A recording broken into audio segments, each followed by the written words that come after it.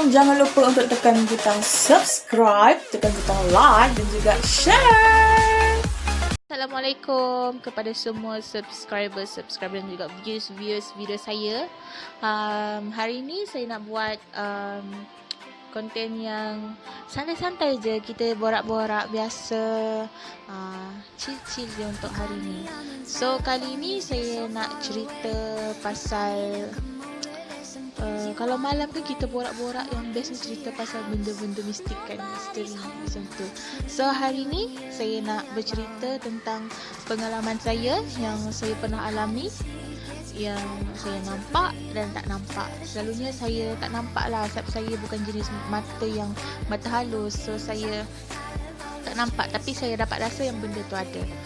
Okey, tajuknya, siapakah perempuan yang duduk di kerusi car wash lama? Okey, cerita dia macam ni tau. Saya dan juga cousin saya berada dekat rumah bapa saudara saya lah. Dia tengah buat majlis kahwin lah. So saya sebagai pengapit dan juga cousin saya ni pun sebagai pengapit lelaki. So saya sebagai pengapit perempuan. So selalunya kalau bangsa Brunei ni, kalau dia adat kahwinan dia ada 3 hari 2 malam lah terpulang. Tapi yang time tu 3 hari 2 malam, iaitu hari Jumaat nikah, hari Sabtu malam berbadak. Malam berbadak ni maksudnya malam berinai. So hari Ahad ni malam sanding. So malam berinai tu dah habis dah, macam kita dah habis malam berbadak tu. Selalunya kalau dalam pukul 8 macam tu, pukul 10 macam tu start lah macam main gambus, main karaoke. Tapi time tu tengah main gambus rasanya. So dalam pukul 11.30 lah kita orang nak balik. Tapi mak kita time tu tak nak balik. So selalunya diorang habiskan dulu macam majlis bergambus, karaoke ni dalam pukul 2 macam tu kan. So dalam pukul 11.30 tu saya dengan cousin saya, kita orang nak balik tau. Sebab pukul 12 tu nak main Running Man. So time tu kita orang minat sangat Running Man. 11.30 tu kita nak balik ke rumah. Tapi tak pakai kenderaan tau, kita just nak balik. Jalan kaki pun jalan kaki lah. So kita orang beritahu mak kita nak balik. Time tu form 5 rasanya. Form 5 kita balik sama-sama lah jalan kaki pukul 11.30 malam. Bayangkan jalan kampung yang lampu ada tak ada. Lepas tu jalan berlubang. Jalan berlubang yang berbatu-batu. Time tu saya pakai wedges tau. Wedges saya besar macam ni. Dia punya tebal tu. Kau bayangkanlah nak jalan nak pakai wedges jalan kampung dengan berlubang-lubang. Sakit kaki kan. So saya pun bertukar lah dengan cousin saya yang lelaki ni. Tukar, dia pakai wedges tebal macam ni, saya pakai selipar biasa je, selipar sandal je. So jalan dah lah jumpa dekat satu macam ada dah jalan tar dan juga jalan simen lah. So dia punya jalan pun dah cantik dah, tak berlubang-lubang dah. So time tu kita swap kita punya selipar tau. Saya ambil balik saya punya kasut wedges, dia ambil balik dia punya selipar. So tengah swap tu kan, kita tengah tengok bawah, tengah swap kan. So saya nampak dekat depan sekali tu ada car wash tau. Car wash tu car wash lama, bekas car wash lama. And masih ada kerusi tempat duduk-duduk, tempat pekerja dia duduk kan. So masih ada. Masa tukar-tukar tu saya nampak something dekat depan car wash tu. Saya nampak lembaga. Dia macam perempuan. Dia pakai baju putih, rambut panjang sambil duduk di kerusi dekat car wash tu. Dia duduk and dia tak pandang kita orang tau. Dia just tunduk macam ni. Rambut dia turun semua. Dengan kepala dia tunduk lah time tu. Rasanya kepala dia lah, sebab saya rasa badan dia straight, kepala tunduk. Dia macam ni. Sambil tu saya rasa dah meremang dah saya punya tengkuk saya dah meremang. So kita kena jalan tau. Kita kena jalan dekat dengan car wash tu untuk pergi ke rumah kita orang. So ada jalan dekat situ, jalan raya besar. Time tu juga saya heran kenapa jalan raya tak ada langsung kenderaan yang lintas. Kereta tak ada, motor tak ada. time tu baru pukul 11.30 kot kan. Hostel tak ada kereta. Time tu entahlah, dia punya keadaan sunyi sepi. Macam tak ada apa-apa. So saya pun tengah macam dah nampak something ni, memang diam je lah. Dengan cousin saya ni, padahal masa lalu kampung yang kita orang belum tukar selipar tu, bukan main bunyi macam macam tu. Itu macam bunyi anjing bergaduh pula. Macam buntut ayam lah, masing-masing bercerita. Tapi bila sampai part yang dekat car wash tu, kita punya mulut tiba-tiba diam tau, terkunci, tak cakap apa-apa tiba-tiba time tu. Sambil jalan tu memang saya punya tengkuk meremang lah, diam je. So sampai simpang rumah kita orang, nak sampai pintu rumah lah. So saya tanyalah cousin saya, macam, Jan, nama dia Jan, kau nampak something ke tadi? So dia pun cakap ada. Dua-dua macam dua-dua dah macam, bila dia cakap ada tu, kita orang macam main ice fire tau ice fire. Hai, ice fire. Kalau kena ais tu macam ais, aku kena beku tau. Macam dua-dua macam, bila dia cakap ada, dua-dua macam ni. Okay, ada. Tak tanya pun benda apa yang kau nampak tu. Terus dua-dua masuk rumah. Laju je masuk rumah time tu. Tutup pintu. Time tu rasa macam, sebenarnya benda tu kau tak payah tegur pun. Time yang kau jumpa, kau tak payah tegur. Kau just lalu je. Macam tu. So Caca macam kuat lah. Tapi sebenarnya memang dalam hati pun memang tak kuat lah. Aku lagi jenis yang penakut. So Caca kuat lah time tu. Okay, seterusnya second ni, saya dengar macam bunyi orang dodoikan anak. Dia macam dodoikan anak. Time tu saya form 4 rasanya. Okay, untuk penonton korang, saya dapat bilik ni. Saya ada bilik sendiri. Umur saya 18 tahun, saya form 6. Baru saya ada bilik sendiri. Sebelum ni saya tak ada bilik sendiri. Saya just tidur dekat luar, dekat ruang tamu dengan family saya lah. So time tu raya, malas nak angkat tilam, nak angkat bantal. Dalam raya time tu, pagi raya kau nak angkat tilam, angkat bantal, memang taklah, orang malas lah. So aku pun malas nak angkat tilam. Just aku tidur dekat sofa. So aku tidur dekat sofa dalam pukul 2 macam tu. Tengah tidur, terdengar bunyi macam orang tengah dodoikan anak. Like macam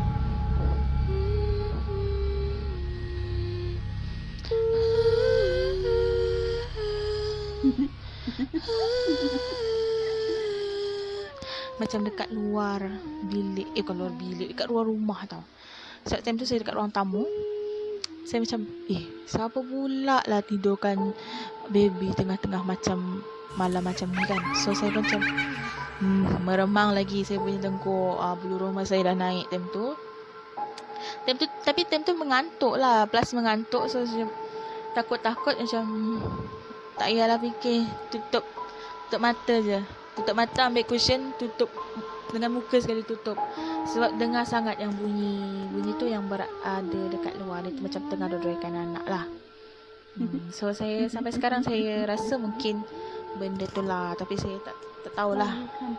Sebelum ni pun ramai orang cakap ada orang nampak benda tu berkeliaran dekat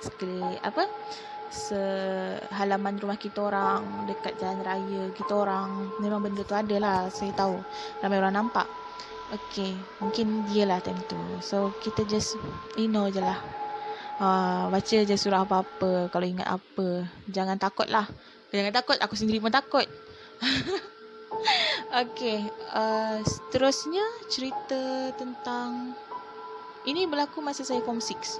Form 6 Sem 3 rasanya. Ada camp motivasi dekat Ranau. Dekat Kundasang kita tahu kan benda, tempat tu sejuk. So kalau sejuk ni, kalau tengah sakit-sakit, memang lagi demam makin naik lah. Time tu saya demam. Seminggu nak pergi camp tu pun saya dah demam dah seminggu. So malam nak pergi camp tu memang saya dah keluar dah batuk-batuk semua. Saya minum ubat. So siang tu tengah pergi camp tu memang dah keluar lah demam, semua dah keluar. Time malam tu cikgu suruh berkumpul dalam pukul 8 tau. Pukul 8 berkumpul dekat sini, dekat satu dewan kecil. tempat kita berkumpul ni. So sebelum nak pergi dewan tu, kita kena lalu tangga, kolam, ada kolam rasanya kolam ikan rasanya, dalam empat ke 3, tak tahulah berapa kolam ikan tu. Saya tak nampak sangat sebab time tu badan saya dah lemah dah, sebab demam dengan sakit. So mata saya macam ni dah time tu dah. Sambil jalan tu malu saya macam ni, sebab dah badan saya lemah dengan berat lagi. Memang saya tahu saya gemuk and berat badan saya memang berat, tapi ni lagi berat lah bila kau dah demam, kau rasa badan kau memang berat lah time tu kan. So tengah jalan-jalan tu ada satu macam bunyi tau, dia macam panggil saya. Dia kata, "Yang." Dengan suara yang macam suara lelaki yang garau. "Yang." Macam tu lah, macam garang lagi lah. So saya pun macam, siapa yang panggil aku kan? Tengah jalan-jalan tu saya tengok lah, siapa pula panggil aku. So saya pun toleh belakang, and saya nampak lembaga hitam berbadan besar, berkepala botak. Badan dia tu macam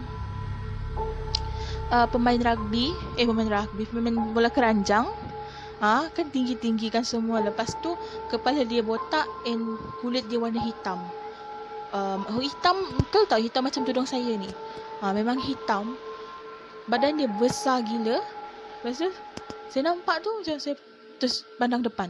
Saya nampak lembaga hitam tu, saya terus pandang depan macam ni. So saya tanyalah kawan sebelah saya kan, time tu tengah jalan sama-sama tu. Saya cakap, "Weh, kau nampak ke tadi apa yang kau nampak?" Terus cakapnya, "Apa?" Dia cakap kan. Lepas tu saya tanya lagi, "Kau dengar ke orang panggil aku macam ni?" Aku cakap dengan dia masih Brunei nanti aku translate dekat bawah ni. "Kau dengar ke tadi orang melagau aku?" Terus kawan saya cakap, "Mana ada, diam je kita ni semua." Macam tu. Saya cakap, "Okey, maknanya siapa yang panggil aku tadi?" So saya pun macam tak puas hati tau. Macam dia kata tak ada orang panggil. Saya dengar benda bunyi, ada orang panggil nama saya. So saya pun pandang belakang balik, and saya nampak hanyalah kawan saya, kawan-kawan saya, kumpulan lain lah maksudnya. And benda tu dah hilang. Benda yang lembaga hitam yang besar tu dah hilang. I don't know dia dah pergi mana. Mungkin dia masuk dalam kolam tu, tak tahulah kan. Mungkin lah. By the way, saya punya cousin, adik sepupu lah, cousin saya jugalah, beza 2 tahun. Dia datang ke camp tu balik, camp motivasi tu, di tempat yang sama. Dia kata dia pun nampak benda yang sama. Okay, kita teruskan. Kita macam, dia pun nampak benda yang sama, like berbadan besar, kepala botak and badan hitam, tak nampak muka. Sama dengan apa yang saya nampak. Mungkin lah time tu saya rasa penat and saya demam. And cikgu saya kata kalau badan kita rasa malas, badan kita rasa lemas, kita mudah nampak something. Macam tu lah. Sebab saya ni jenis mata, memang mata tak halus lah, memang tak nampak. Tapi kalau bunyi-bunyi mungkin saya peka sikit lah. Macam tu. Okay, habis cerita macam tu, memang saya terus kena tegur lah. Badan saya dah panas. Malam tu juga badan saya panas, batuk saya keluar, sesama tak, tonsil keluar. So bila dah malam, yang hari kedua tu hari last kita orang berada dekat situ. So malam tu malam terakhir lah untuk buat macam setiap kumpulan kena buat persembahan. So saya datang dekat dewan tu untuk support kawan kumpulan saya lah, walaupun saya tengah sakit kan. So saya datang support lah. And bila kau dah sakit, kau mesti minum banyak kan. Time tu sehari saya minum 3 botol air kot rasanya. 3 botol memang kau rasa nak kencing kan. Kau terkencing dalam seluar lah, kau akan rasa kencing. Kau cari tandas, aku mau berapa dah kau nak kencing dalam seluar kan. So tengah diorang buat persembahan, saya pun rasa nak pergi tandas. So pergi tandas, saya pergi luar tu. And ada tandas ada lelaki dan perempuan. Lelaki kat depan sikit, perempuan kat belakang sikit, kat hujung. So masuk tandas perempuan. Masa tengah masuk tu, saya nampak macam lampu tandas perempuan ni dia tak hidup terang tau. Dia malap dengan yang zzz. Faham tak? Yang macam lampu tu pun hidup segan mati tak mahulah rasanya. Dia macam zzz, zzz. So masuklah nak terkencing lah. Nak cari tandas yang dekat dengan dom tu jauh lagi. Non di sana beribu batu. So time tu, so masuk je, saya nampak dinding tandas tu dah tak ada tau. So saya nampak lah persekitaran dekat luar. Maksudnya bukan dinding tandas dekat dalam tandas lah, dia dekat luar. Yang macam selalunya kan ada cermin, ada sinki, situ ada dinding sikit kan. So dinding tu dah tak ada. So just ada dekat sini ada tandas, ada 3 tandas. Tandas 1, 2 dan 3. Time tu takkanlah ada time tu saya pilih lah tandas kedua. Takkanlah nak pilih tandas 3 yang dekat dengan hujung tu lah. Hujung dekat depan sana tu tak ada dinding dah. So saya pilih nombor 2. So saya pilih nombor 2 pasal lampu tu dekat tengah. So senang lah nak macam cari air kan. Kalau pilih nombor 1 tu tak nampak sangat sebab lampu tu dekat tengah je. So dah habis dah membuang hajat, dah pakai seluar dah. So saya dengar dekat bilik sebelah ni macam kena tutup. Pintu dia kena tutup. Macam kena tutup. Lepas tu saya dengar bunyi air kena buka. So saya, mesti ada orang sebelah ni. So saya pakai je lah seluar. Saya cuci tangan, saya keluar. Lepas tu esoknya dah balik lah. Misalnya esok pagi tu dah balik kan, habis sudah camp. So nak balik tu, sebelum balik tu saya nak ke tandas. Memang kerja aku memang kencing je kat situ. Kencing, tidur, makan, macam tak buat camp tau. Saat time tu sakit. So cikgu suruh rehat. So masa nak balik tu, nak pergi kencing, saya masuk tandas tu. And saya nampak tandas nombor 1 kena tulis rosak. Tandas nombor 1 rosak. And tombol pintu tu kena ikat dengan dawai tau. So saya rasa macam semalam saya ingat balik tandas 3 buka. And pagi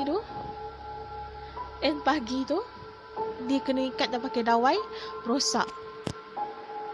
So saya macam jadi semalam siapa yang aku tengok? Siapa yang aku tengok yang tutup pintu? Yang aku dengar tutup pintu dengan air pipe terbuka. So saya tanya kawan saya. Dia cakap memang tandas nombor 1 memang kena ikat awal-awal sebab rosak. So saya macam tapi time aku masuk dia terbuka and ada bunyi air pipe kena buka. So saya macam tak jadilah. Dah semalam aku dengar orang buka pipe, tak jadi nak membuang hajat. Tinggal mana Petronas lah baru saya membuang hajat saya. Okay, itu yang cerita berapa dah tak ingat. Yang ni last lah untuk malam ni. Saya rasa macam saya pun dah meremang bulu roma. Yang ni saya dengan ex saya lah, boyfriend saya dulu lah. Sekarang ex saya dah. Time tu kita tengah macam biasalah malam-malam kan selalu on call. So time tu dekat sebelum tu boyfriend saya ada chat saya tau. Dia kata malam ni tak boleh cakap, dia buat assignment. So kalau dia kata macam tu, on call tetap on call tapi tak bercakap lah. Dia buat assignment, saya scroll Shopee lah, apa IG lah. Selalu tu scroll Shopee je. Scroll Shopee. And sambil scroll Shopee tu saya chat lah dengan best friend saya.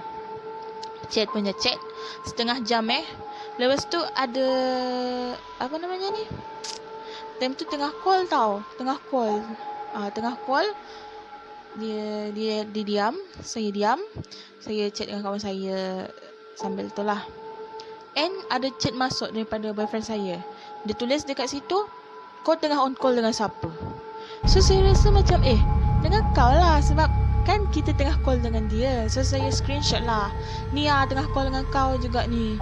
Lepas tu dia hantar screenshot kat saya juga, yang dia saya in another call. So saya rasa macam saya baca yang tulisan in another call tu, terus yang dengan saya call tu, kononnya boyfriend saya tu, terus mati tau. Tak ada bunyi langsung. So cakap tadi aku call dengan kau juga. Terus dia balas lah, dia baru siap assignment, baru nak call saya. So cakap Jadi siapa dengan aku call tu? Saya kata mana aku tahu. Dia pun bagi screenshot, saya pun bagi screenshot dengan masa yang sama. Dia bagi screenshot saya in another call, and saya screenshot saya tengah call dengan dia, tapi dia kata dia tak call saya lagi.